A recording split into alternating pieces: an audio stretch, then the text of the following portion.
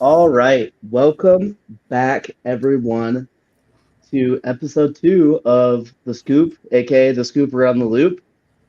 We have a new co host on today, and I thought we would start with introducing himself. And first off, we got Andrew, Tyler, and myself, Thomas, here, but we have a fourth member. Brady, you want to introduce yourself? Yeah, what's up? My name is Brady. I'm the newest member of the Springer Brothers team. Just got licensed about 2 months ago. Yeah, on the podcast today. Where are you from, man? Where'd you grow up? From Urbandale, Iowa. Went to Waukee Northwest High School as the first class to go sophomore through senior year. So I never went to the old Waukee school. So Wolves up. Um, yeah, Waukee's blue. None of that Warrior garbage. Hot take. What was No, not really hot take at all. Warriors are reserved for Norwalk only. We are There we go. There you we go. are we are sponsor. We do advertise on the Waukee, the regular old original Waukee High School field house. So Do you guys not advertise at Northwest? No, we do. It's just newer. I don't know how it works, honestly. Have to change that I mean- over from I mean, Warriors this- Northwest. no, I mean like the Springer brothers have a spot for one more year at the field house. So I'm just saying, not all opinions of everyone in this podcast are represented by me. Maybe we move the advertisement to Northwest after the current contract's up. I couldn't agree more. Yeah, we'll look into it. I just had a thought. While we're early on in the reboot of this podcast, should we explain what the full name, the Scoop Around the Loop, obviously means? Obviously, it's Let's do this first before we explain it, because Okay. Brady is pretty young, and I think it would be interesting to ask him what he thinks it means. Are you aware of what the loop is, Brady? Just like the area. I don't know. Scoop around the loop. Just kind of the area, what's going on. We could talk about it because the loop technically doesn't really exist anymore. no, it I mean, doesn't. it's literally there, but people don't do it anymore. It's a stretch of road downtown between, I don't know, like 13th Like Street and It's like and 15th, 13th, all the way down to Second, yeah. Grand and Locust, and back in the day, that's where you go to just drive around and See look at- people and look at people in their Yeah. cars. And people would just hang out and either be in cars or be out of cars, and So the original name of this podcast was the Scoop Around the Loop, and so it kind of gets at the root, the fact that we're rooted here in Des Moines. And the original logo had a gold circle around it, which is the I-35, I-80, 235 loop. It's called the Golden Circle. So all those elements in, again, the scoop Wait, is who about calls it gold. that? People have. But Thomas, didn't they well, because it used to be change Look- that street in between like Meredith and Central Campus to where can you turn all the way around back onto? I believe so. And then Grand is no longer, there's no parts of Grand that are just one way anymore. It's all two ways. Because the loop used to be, you would just drive on all the parts that were one way Right. streets. And Yeah, then we had a neighbor when we were little, when I was little, I don't think Tyler was born yet, that was hanging around at the loop. He and his buddies found this guy. He had a nice car, lots of money. They actually coerced him into going to Waterworks Park, and they killed him. And You weren't ready for that, Thomas. why are we? so, and then I remember I was outside talking to him, playing basketball with him, and then a little bit later, the cops show up and arrested him. He's in jail still. And so that was always, the loop was always viewed as a negative in my family because of that. I think, yeah, I actually never scooped the loop. And I think my dad would have punched me right in the face if he ever figured out that I was. Yeah, because you are literally just driving around and you're not gonna do anything except for get in. It's up to no, yeah, it's up to no good. There's no businesses open down there. There weren't at the time. It's a very entertainment friendly area now. It didn't used to be. Mm-hmm. Well, and then when was we're getting way sidetracked, and I'm going to get us more sidetracked with the next topic, but when was the sculpture park added? Was that like 06, 07? Yeah, so probably something like that. I was in middle school or something. That's when it kind of started to not really become as big of a thing, is when that sculpture park came, and then a lot of those places got remodeled down there. It's very, very interesting. I'm going to get us sidetracked one more time because I think this stuff is kind of interesting, and new agents are interesting to me. Brady, what made you finally decide to get your real estate license and start trying this out right after graduating high school? Yeah, so I was lucky at Northwest. There's a program called School to Work. And with that, the class was you picked an internship of a career path you thought was interesting. So I picked real estate, obviously. And then I got into that with a great family friend, Toby Sharon. She was awesome. Just gave me a really great insight of everything that kind of goes into real estate, everything like that. Loved my time with her. So then kind of this past summer, I decided I was going to get licensed. Since then, I started kind of late July-ish, and it took me a couple months. I just did the online version. But yeah, I've been licensed for about just maybe under or just over 2 months, somewhere around that time frame. But yeah, I just love kind of the freedom it brings, but also like you're always doing something. Like I always want to be kind of entertained or have something to do. I don't really want to just be sitting around, and it gave me that where make calls to people and do everything like that. So I'm not just sitting at home playing Fortnite all day long. And it's hard to describe too. It's like what, like 5 or 6 different jobs in one? What do you say? Yeah, exactly. Like, there's so many different aspects to it and everything like that. So, For sure. you guys ready to start talking about some local news? Thomas, the sculpture park was opened up in 2009. I was not very close. I said 2000. You said 2008, didn't you? No, I said 2006. Oh. I mean, that's closer than 2000. So, speaking of stuff opening up, Norwalk in 2025, and I don't want to insult Norwalk when I say this, but Norwalk in 2025 finally has 2 good restaurants opening up in the area. There's some good places to eat there now. Not a ton, but they've got a Mullet's coming right by Norwalk Central, and Cooper Central Table and Cocktails opening up kind of in that same area right by Norwalk Central. So, have you guys been to Mullet's downtown or wherever? I don't even really know what area you would describe that as. I guess technically it's downtown, kind of. Yeah, oh yeah. I've been there a lot of times, riding our bikes down there, like before or after Iowa Cubs games.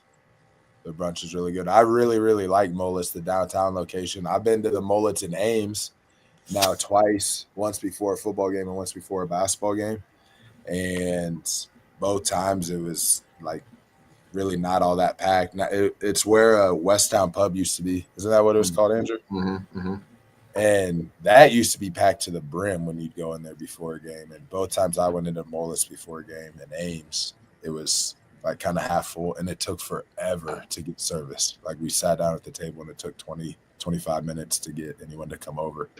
Well, I remember Westtown Pub in Ames was known for being just terrible food, but there wasn't a lot of food options out there, so it was always full. So speaking of bringing good food to places. But downtown Mullet's is really, really good, so I'll be curious to see how.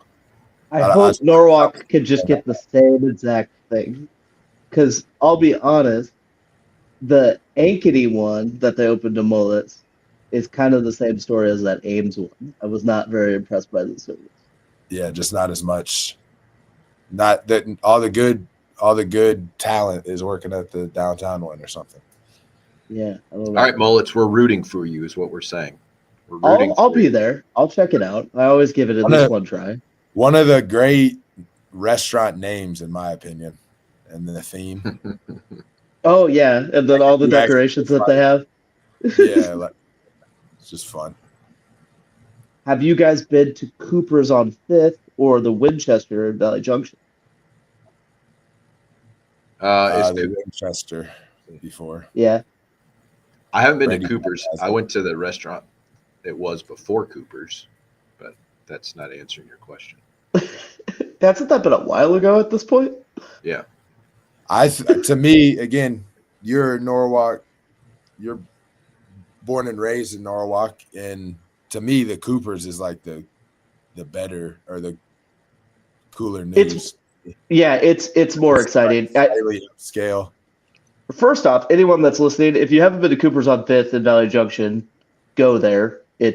Everything I've ever ordered from there is amazing. They do egg roll appetizer that changes every week.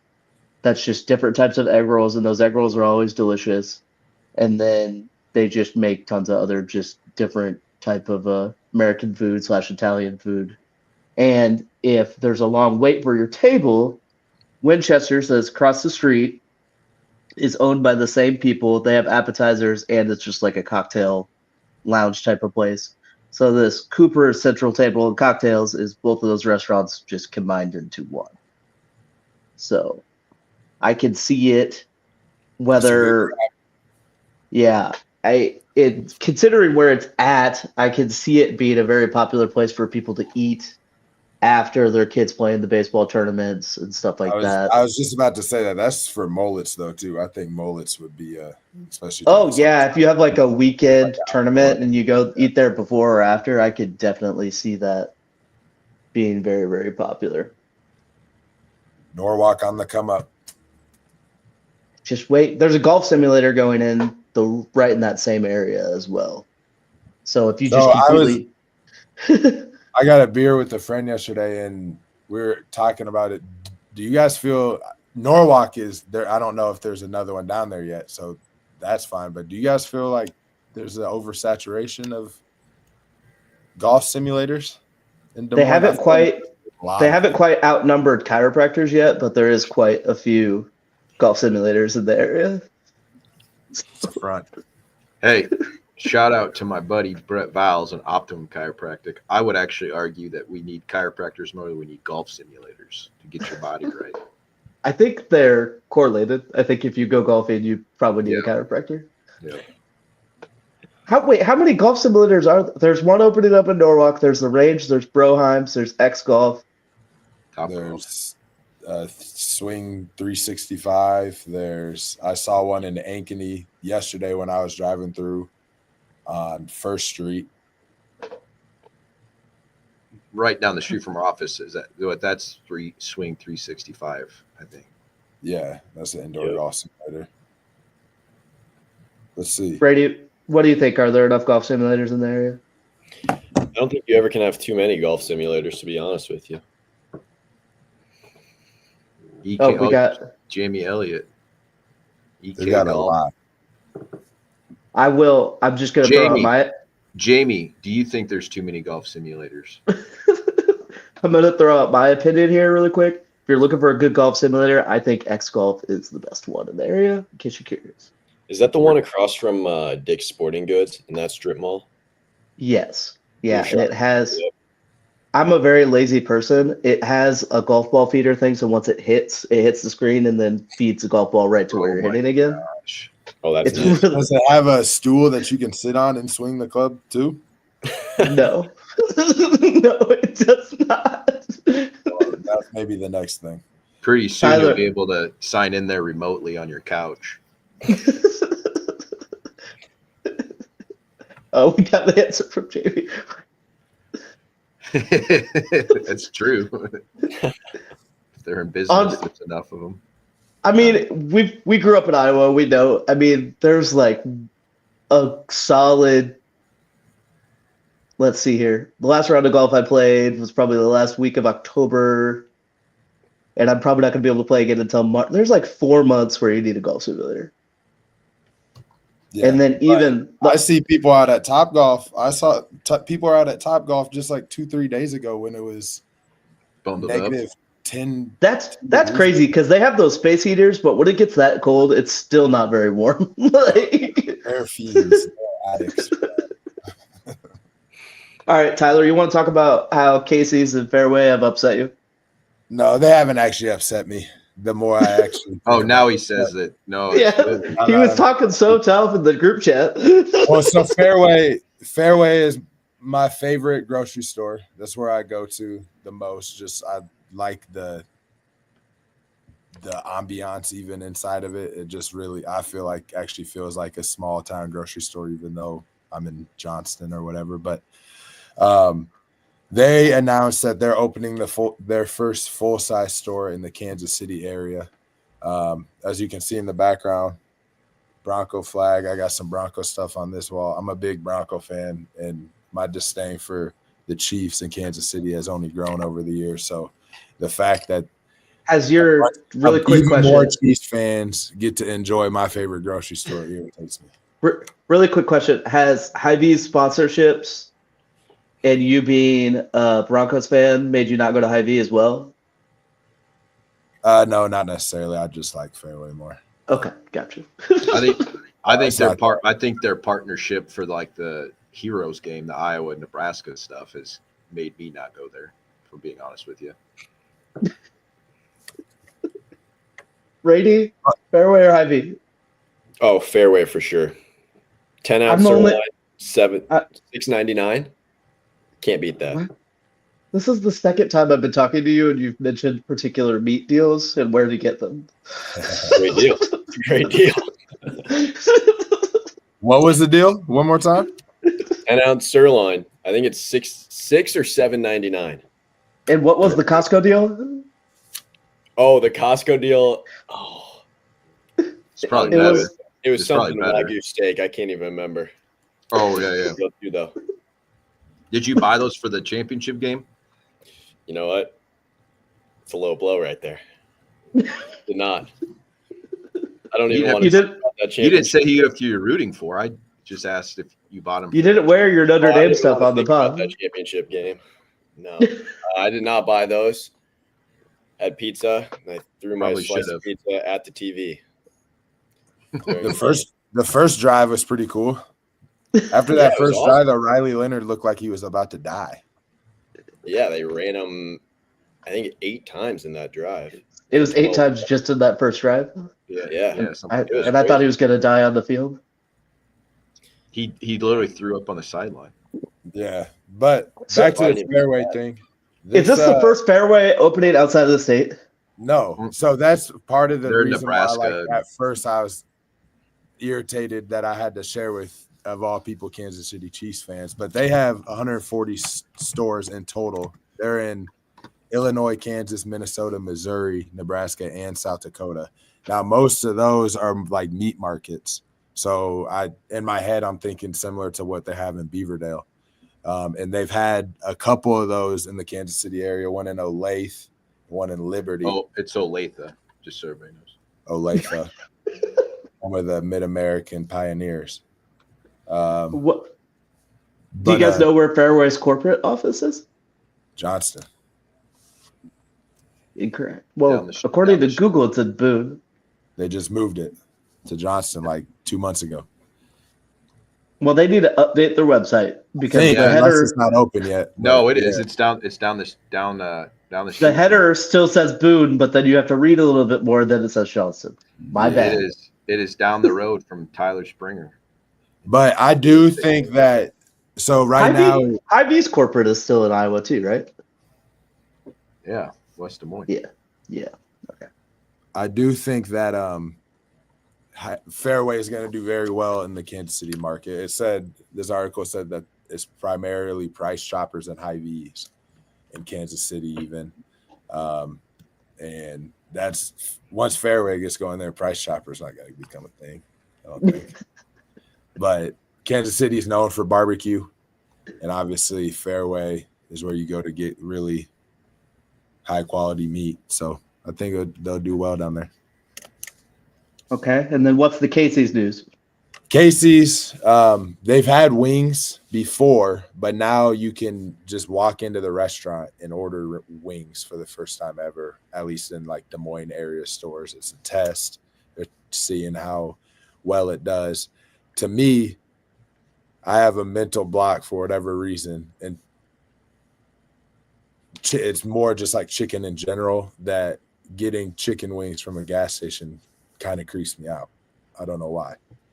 Now, I'll eat the pizza every once in a while. I'm kind of over Casey's Pizza personally. I've had it way too much. But something about wings from a gas station, like I don't know. It's just weird. I know it's no different than going to Smokey D's or something, but in reality. Can we all commit to trying Casey's wings before next episode? Yeah, I'm down. I actually I have these 6 flavors. Okay, hit me up. What do we got? Tell me which ones sound the most appealing to you. So they got this garlic parmesan, and it's a dry rub. That's pretty appealing to me. I think they have barbecue sweet chili, buffalo, mango habanero, and then just a plain no sauce wing. Do the how do you say that? Say that 3 times fast. Go. No. And then the garlic parmesan. That's what I get at Buffalo Wild Wings. But you ought to get those and then get Quick Star wings and do a little comparison, because Quick Star's elite. Quick Star, Hy-Vee Fast and Fresh. Quick Star. Does Hy-Vee Fast and Fresh have wings? They do have wings. They're not that good. I would trust Hy-Vee Fast and Fresh with my life. You're built different, man. They're Yes, I am. where I'm at on Merle Hay, like North Merle Hay, there's a Hy-Vee, there's a Casey's, there's a come and go right outside my neighborhood. Then you drive another 300 yards, there's a Casey's, and then there's immediately a Hy-Vee Fast and Fresh, and then there's now a Quick Star, and then there's another Hy-Vee Fast and Fresh right before you get on the interstate from Merle Hay. I feel like I hit every single one at some point. Yeah, and then there's that chicken restaurant too, Charlotte's. Yeah, you should get wings from all of those. So I'll buy these Quick Star wings. They don't have wings. They just have chicken tenders and chicken sandwiches. Solomon Jones says Quick Star, but only if Tyler is by. I'll buy Saul Jones some Quick Star wings anytime he wants. That's a good dude right there. Thanks for tuning in, Saul.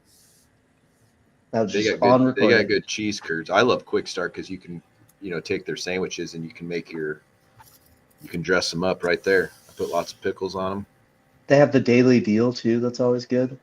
I do have another complaint with Casey's if you're interested in hearing me complain some more. Okay, complain, and then I have a confession to make about what they came out with this jalapeno popper pizza, like, I don't know, before the holidays, and it was so good. And now they don't do it anymore, I don't think.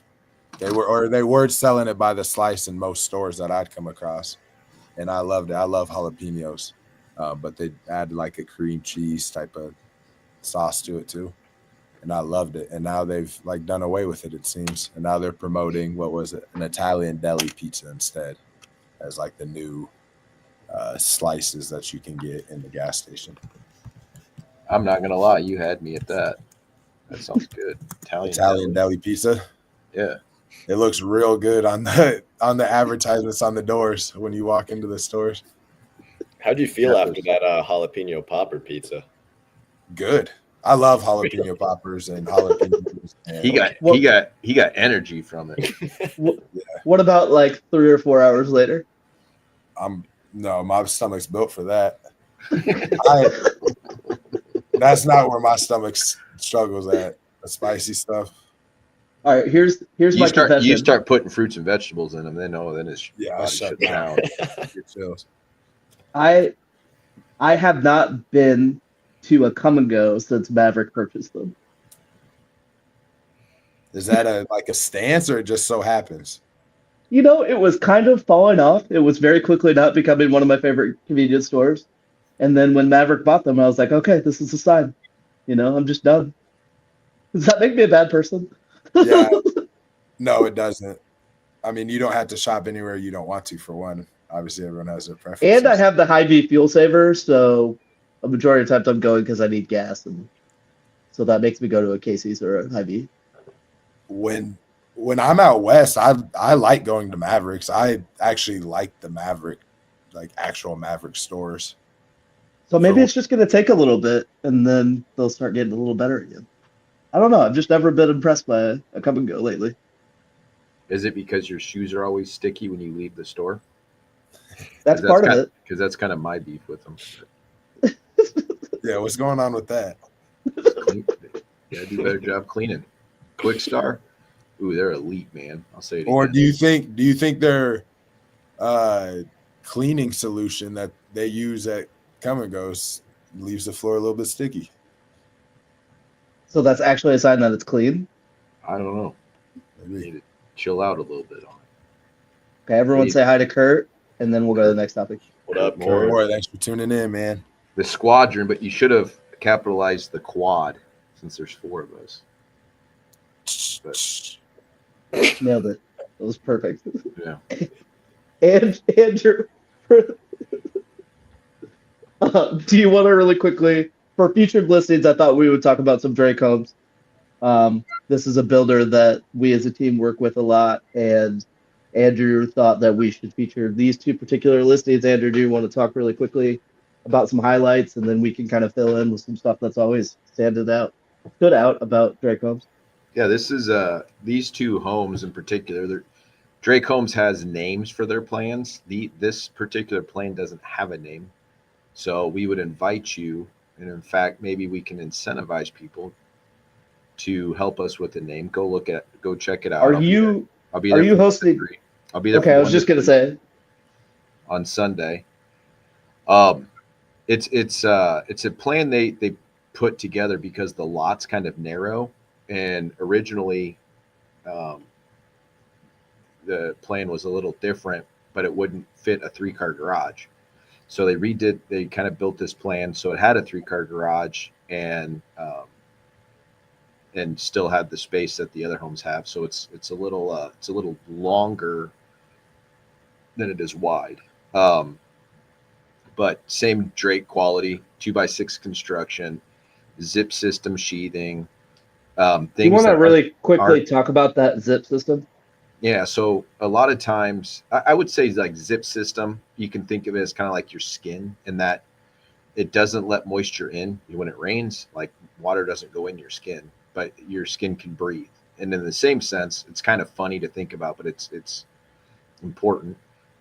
So you have the ability for your house to breathe better when you have that. A lot of times you see on homes that the white wrap around the homes, which is nice, but it can tear really easily. That just flaps in the wind when it's doesn't have something on it yet.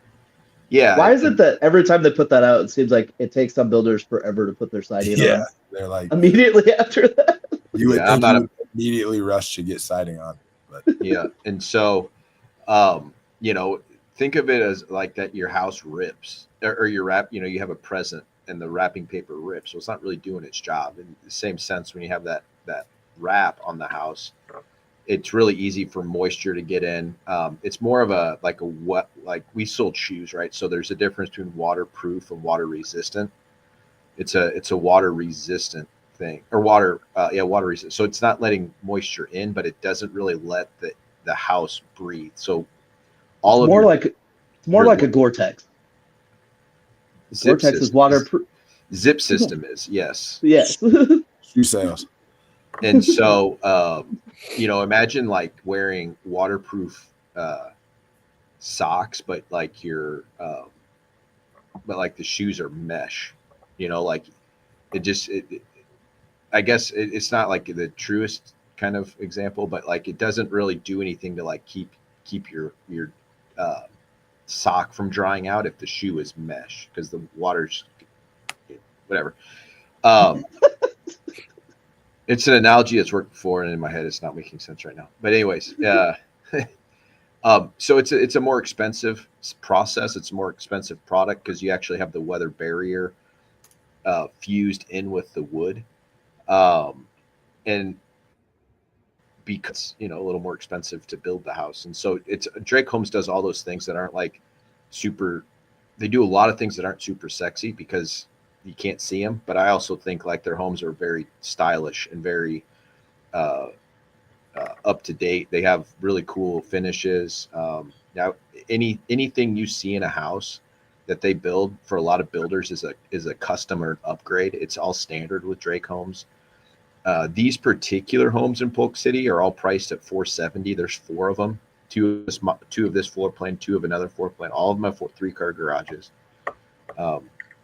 Just really high quality, and we sit in Drake Homes a lot. We go through their homes a lot, and so I think it's easy for me to forget how good they are until I go in their builders' homes. Like Drake's not the only great builder. There are a lot of great builders, but there's also a lot of really subpar builders, I'll say. And every builder, I think, fits a need in our market. So I don't want to like disparage that. But if you're looking for a high quality builder, a home that's going to last a while, a home that it's a little more expensive to build, but it's going to produce savings for you over the long run in terms of energy, maintenance, all those things, like Drake Homes is a builder you have to check out. Yeah. And I think I'll add 2, maybe 3 things here really quick. The way Andrew talked about that at first with the lot made it seem like this home, it's pretty small. It's 1,500 square foot finished on the main, and the basement is also 1,000 square foot finish. So there's plenty of space in this house. It's a walkout as well. Yeah. So you never feel like you're in the basement. As far as Andrew was talking about, as far as Drake compared to other builders, it sounds really, really dumb, but if you go walk through a lot of new construction and start paying attention to windows and quality of windows and just amount of windows, you will notice that some of those lower priced builders, that's where they're saving a lot of their money. They'll just put up as few windows as possible, and it'll be the standard sizes, and you just don't get as much natural light in your home as you will with like a Drake or any other builder that's higher up there. And then Andrew mentioned the fixtures. Not only are they all what I would consider pretty trendy, but they don't really ever put fixtures in the house that aren't high quality as well. So those are always the things I've noticed when walking through Drake. Tyler, you got anything? Well, these particular houses are located a short walk from a really good chicken wing restaurant, apparently. What's the spot? According to Andrew. Quick Star. Quick Star. Yeah. Oh, okay. It took me a second. I was like, I was honestly thinking, like, how does Tyler know every restaurant? It's a short stroll from Quick Star where you can get some great chicken wings. And then it's also not a far walk from the town square in Polk City. And Polk City is the only town or city in Polk County that has a town square. So, well, okay, since we're on that, here's a great restaurant recommendation. And I'm going out to say it's my favorite pizza restaurant in the Des Moines Metro, Papa's Pizza in Polk City on the square. It is thebomb.com. They have a really good pub in there too. Yeah, it's like on the other side of the. It's next to that ice cream shop. Yeah, I took Isaiah to that ice cream shop a few months ago, and I ran into one of our old shoe selling coworkers there. Okay. I'm not gonna. It's not that he probably won't watch this show. Heath. Oh, yeah. Okay. Oh, it's called the Polk City Pub. So that's how you can remember it's a pub in Polk City. So Brady, you've hosted a few open houses in Drake. Have you hosted this one on Roosevelt Street? I have not done this one, no. Most of the ones I've done 5011 and Urbandale a ton. Then I did that townhome that just sold just a little bit ago. I think there's still one more available. Is that right? Yes. So Thomas. Did they sell the interior one or they sold the end unit? They sold the end unit? Yeah, Thomas will be at the remaining townhome, the last townhome this weekend. And then Brady is actually hosting a different open house for Drake on Sunday as well. So we'll have Drake homes covered Sunday, but different options for people. Thomas is in a townhome. I'm in a 1,500 square foot ranch. Brady will be in a 1,900 square foot. ranch that backs to a pond or backs to a creek. I mean, so if you really kind of want to see their breadth of quality, come see us this weekend. Brady, what have you noticed from walking through the few trade clubs that you've hosted? That's what stood out. Yeah, I mean, we've talked about it a couple times, but the windows were a big thing for me and just the natural light. There's a lot of that, a lot of floor to ceiling type of windows. In 5011 in Urbandale, I really liked the hidden pantry. Everyone when they would walk in, they'd be like, "Where's the pantry?" And then open the doors and it's right there, kind of hidden away. And I thought that was a really cool feature. And then, like you said, just very high quality. Everything they got going on is what you want in a home. So for real stories this week, I had a listing go live this last Thursday in West Des Moines, 1204 Walnut, and it was listed at 250. And it had been a while since I had this, but we ended up having 12 showings in 4 days, which, considering the seasonality of it, I feel like that's a lot. And we had Brady hosted an open house there this weekend. Brady, how many people did you end up having through? Did you even have a chance to count? Total probably around 15 to 18. Had 11 at one time. So it was a busy place, that's for sure. And it had been a while since I had a listing with that much traffic. So I thought we would just go around really quickly and talk about anticipating homes that are going to get a lot of traffic. Because I had an idea that this one could kind of go a little crazy, and just dealing with multiple offer situations. This one did not end up getting into a multiple offer situation, but it was very, very close. There was 3 or 4 buyer's agents that were reaching out to me, asking me very specific questions, deciding whether they were or weren't going to put in offers or not. So, but it ended up getting in a situation where we just had the one offer. So that was really simple, just negotiating one party versus another. But I wanted to ask you guys, we could start with Tyler and Andrew, just like how you guys normally deal with multiple offer situations. Well, Go ahead, Andrew? yeah, I mean, I think you want to obviously, if you have a seller, you want to make sure that you get everyone through that might be interested in it, but you certainly want to work with the offers that you have. And so if you have an offer and maybe there's a deadline on it, we certainly, a little peek behind the curtain, we see when other showings are. And so if we're writing an offer, sometimes we might write an offer that, it's going to expire before the other showings can even take place. And, to put a little pressure on the seller. And so likewise, we might be faced with that situation of these people want a response before these other showings, but you have a really good offer. Is there a chance that you could get a better offer? And I think sometimes you might, but it just kind of depends. And so you have to kind of just make those scenarios, kind of play those out for your client, for your seller. Here's what could happen. Here's what might happen if we wait it out. But we had a situation a few months ago where we had an offer come in, and it was a good offer. It was over asking price, if I remember correctly, Tyler. And then they ended up another buyer wanted to look at it, and the first offer was okay with that. The second buyer was kind of taking their time. The seller wanted to hear everything. Who's talking? Well, one sec. Later in the week. Jen. Guys, she has a job too. Let her do her job. Does she not know you're working? Anyways, so the situation was that the seller ended up, the second buyer was kind of dragging their feet and was kind of frustrated they had to make a decision, but we also had this other offer, and The other buyer had changed their offer, so it was a little bit less, added an escalation, and ended up not being as much because we waited to see what the other offer would be.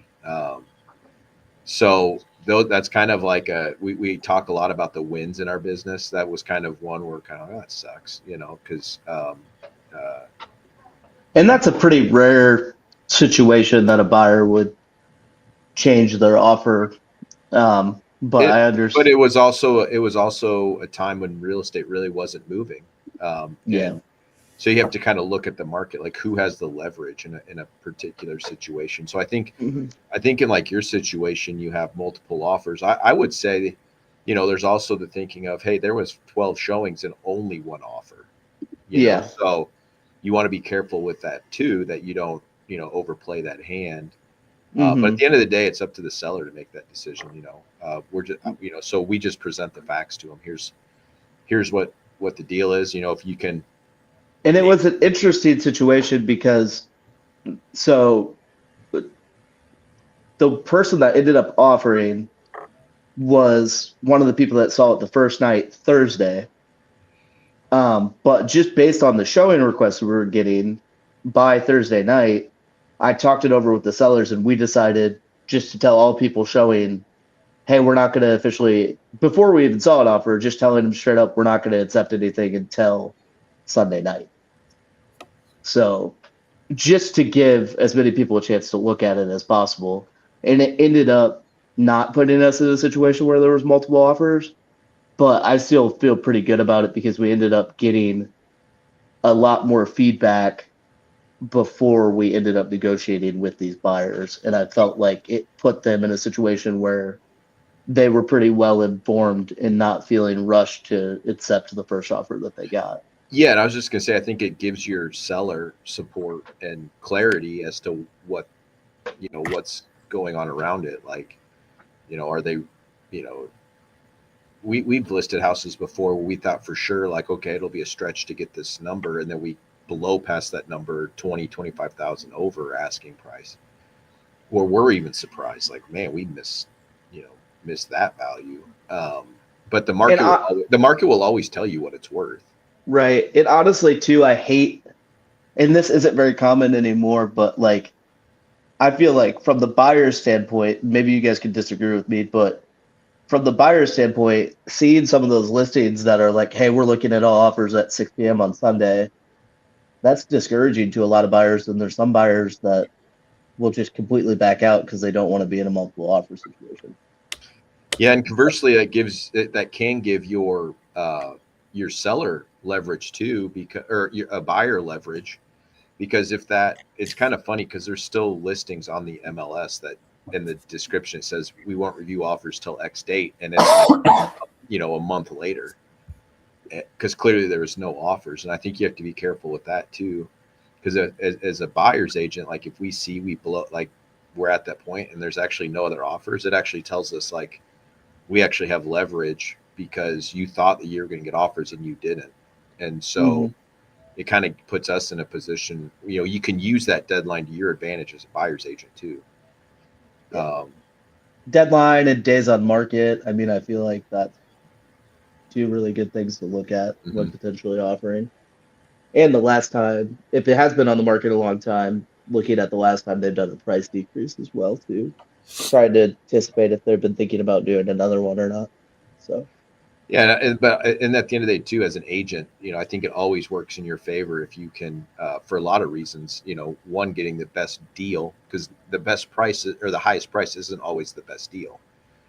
But getting the best deal for your client, having multiple offers in writing is great for appraisals, because really the appraiser is just trying to establish market value. If you've written offers that are close to each other, the appraisal process is way easier.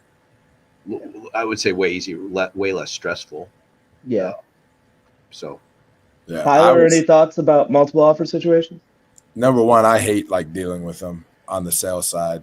Like obviously it's great, and hindsight, you obviously want multiple offer situation, but like nothing makes me more like anxious than being the list agent on the listing that gets multiple offers.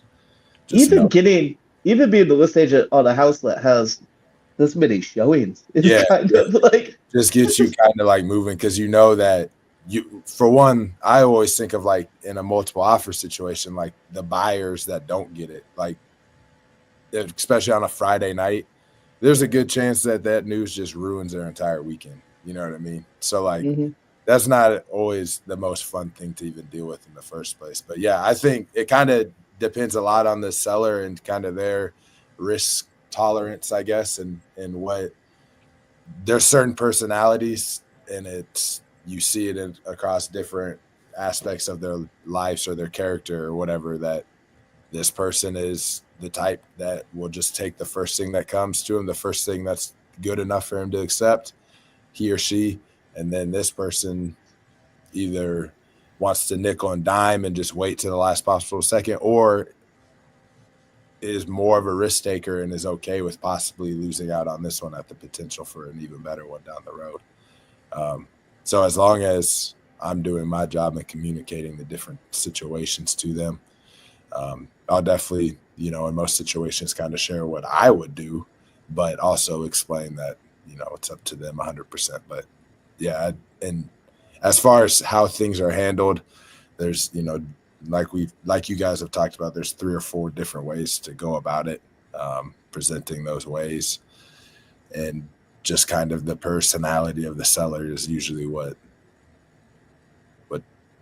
determines it. Or, if the seller has like a subject to sell offer out on a new house, more than likely they're just going to take the first offer that comes to them so they can get the house they're buying locked up. But yeah, in short, for what it's worth, it's not the most fun thing to deal with, at least not for me on the list agent side of things. Obviously, so really quick question, and there's statistics out there about this, but I wanted to ask you guys your personal experiences. Have you guys ever had a situation where the first offer that you got, you couldn't come to a deal with, and then the second offer that came in actually ended up being higher than the first one?